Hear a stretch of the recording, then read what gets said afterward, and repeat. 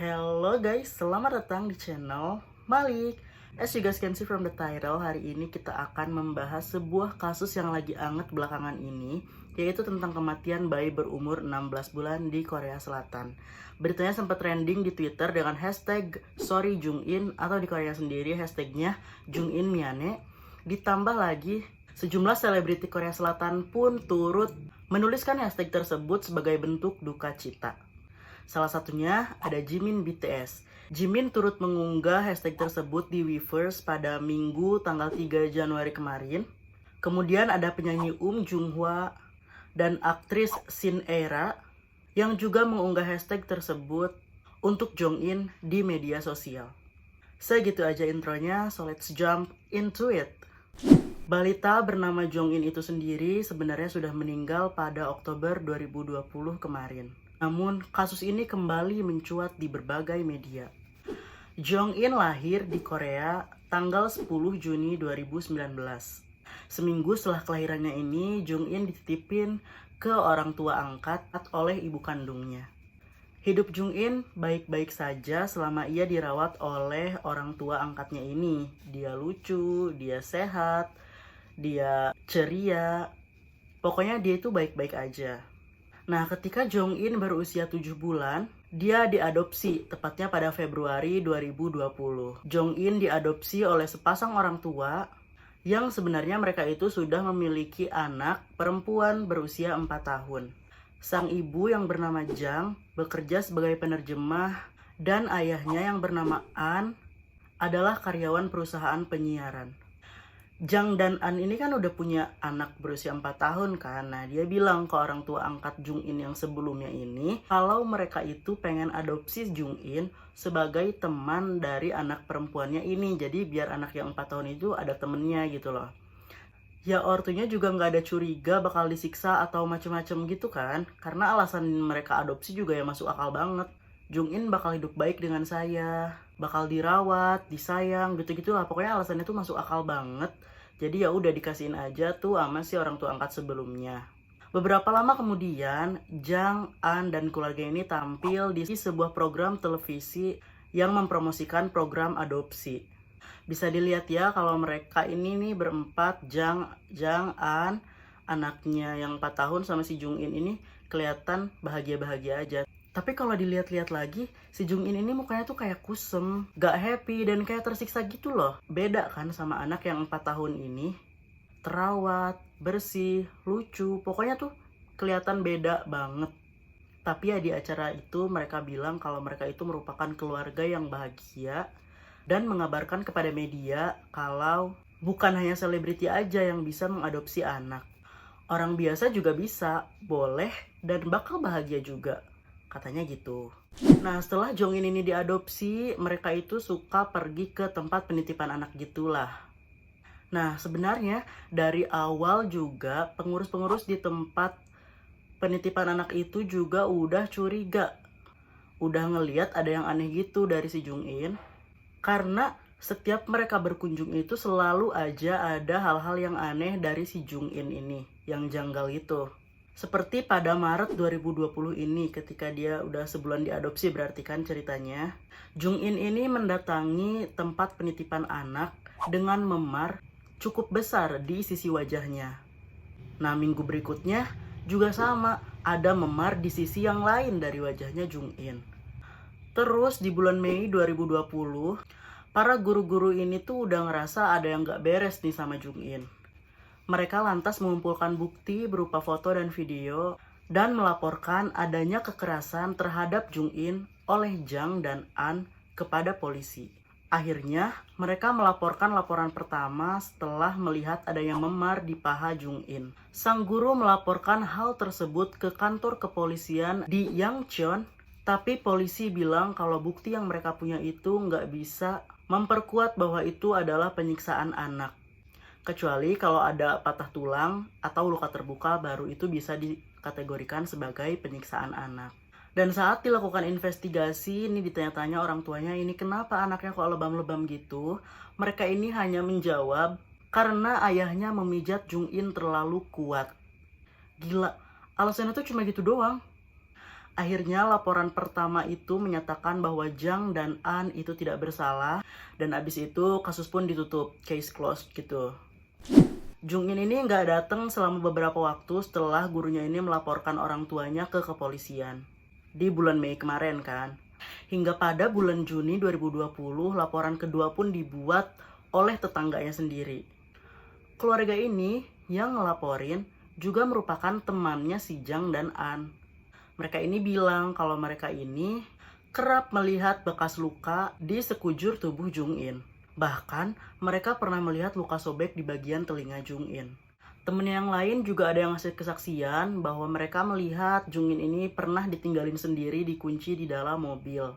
Sedangkan emak bapaknya ini asik nih lagi makan di luar.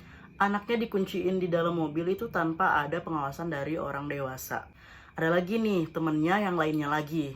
Juga membeberkan saat mereka menyaksikan dengan mata kepala mereka sendiri ketika Jang dan An membiarkan Jungin begitu saja di kamarnya.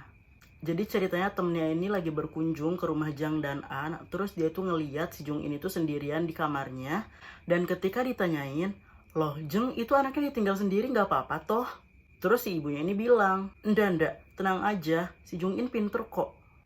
Katanya gitu. Jadi mereka tuh nggak ada khawatirnya sama sekali, malah bilang kalau si Jungin ini tuh pandai dan udah bisa gitu aja sendirian. Jadi akhirnya laporan kedua itu pun ditutup dengan alasan kurangnya bukti. Nah, beberapa bulan kemudian Jungin ini kembali dibawa ke tempat penitipan anak, tepatnya pada bulan September 2020. Para guru di sana tuh makin khawatir, kok si Jungin ini kayak makin kurus gitu. Kehilangan berat badan dan kayak kekurangan gizi gitu loh si Jungin. Kemudian gurunya ini segera membawa Jungin ke rumah sakit, di mana dokter yang menangani Jungin yang melihat bocah malang ini akhirnya langsung melaporkannya ke polisi. Melaporkan si Jang dan An lagi. Laporan itu merupakan laporan yang ketiga tentang kasus penyiksaan anak.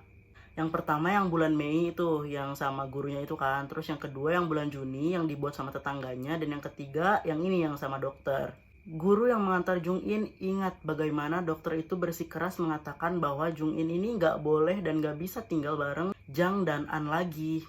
Karena yang dialaminya ini tuh pasti kekerasan. Jadi dokternya itu udah wanti-wanti nih ke si gurunya kalau Jungin ini tuh pasti nggak diperlakukan baik kalau masih tinggal sama Jang dan An. Nah bener aja, sebulan kemudian pada bulan Oktober 2020 Jungin ini dibawa ke unit gawat darurat dengan keadaan penuh darah karena pankreasnya diamputasi. Bahkan beberapa organnya pun rusak. Tubuhnya dipenuhi luka lebam, beberapa tulangnya retak, dan dia memiliki luka-luka di kepalanya. Sedihnya, Jungin meninggal pada 13 Oktober tahun 2020. Akhirnya, pihak rumah sakit pun melaporkan dugaan kekerasan kepada kepolisian. Hasil otopsi menemukan bahwa Jungin meninggal karena pendarahan di dalam. Saat meninggal, berat badan Jungin hanya 8 kg di usianya yang 16 bulan ini. Sedangkan saat diadopsi saja usianya 7 bulan, beratnya itu 9 kg. Jadi diadopsi selama 9 bulan tuh nggak naik sama sekali berat badannya, malah berkurang.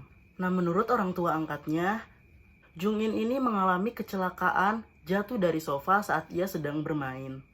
Tapi berdasarkan hasil investigasi dan otopsi, Jungin ini mendapatkan kekerasan dari orang tua angkatnya selama berbulan-bulan. Polisi pun telah menangkap kedua orang tuanya dengan tuduhan menyebabkan anaknya meninggal. Meski saat ini Jang, sang ibu, masih berupaya mencari pembelaan dan merasa bersalah tentunya, An selaku ayah angkat sudah mengakui semua perbuatannya yang telah melakukan kekerasan dan penyiksaan terhadap Jungin. Kasus ini lantas membuat kemarahan yang besar bagi masyarakat Korea. Mereka pun mengajukan petisi nasional di situs kepresidenan pada hari Senin tanggal 4 Januari 2021 kemarin. Sekitar 230.000 orang menandatangani petisi ini. Petisi untuk menganggap kasus ini adalah kasus pembunuhan, bukan kasus kekerasan terhadap anak biasanya. Mereka menyerukan untuk mengungkap identitas orang tua angkat Jungin, serta memberi hukuman seberat-beratnya kepada mereka. Selain itu, petisi juga dilayangkan kepada pihak kepolisian yang dianggap kurang peduli terhadap kasus, sehingga menyebabkan korban meninggal. Petisi juga meminta petugas kepolisian yang menangani kasus ini di awal tadi tuh yang 3 laporan untuk dipecat. Karena kasus Jung In ini ramai di media, kantor polisi Yangchon dan petugas yang bertanggung jawab atas 3 laporan mengenai balita 16 bulan itu dikritik keras. Mereka menyebut apa yang dilakukan kepolisian Yangchon adalah kegagalan mutlak mereka dalam melindungi Jung In. Badan Kepolisian Metropolitan Seoul segera merilis pernyataan yang mengklaim bahwa 11 petugas yang terlibat dalam menangani Jung In telah menerima hukuman atas tindakan mereka yang tidak bertanggung jawab. Sebuah unggahan di forum Hannam mengatakan bahwa Jang dan An mengadopsi Jung In bukan karena cinta, namun demi mendapatkan bantuan pinjaman uang dari pemerintah. Karena pemerintah Korea Selatan memang memberi bantuan dana untuk keluarga yang memiliki lebih banyak anak dan juga bunga pinjamannya itu lebih rendah. Gue dapat kabar kalau orang tua Jung In, Jang dan An ini akan menghadapi persidangan pada 13 Januari 2021. Lusa berarti kan? Kita doain aja semoga orang tuanya mendapat hukuman yang sesuai. Dan untuk Jung In, kita doakan semoga dia tenang dan bahagia di sana. Semoga tidak ada lagi Jung In lainnya di kemudian hari. So, segitu aja buat hari ini. I hope you guys enjoy the video. I'll see you next time. Bye.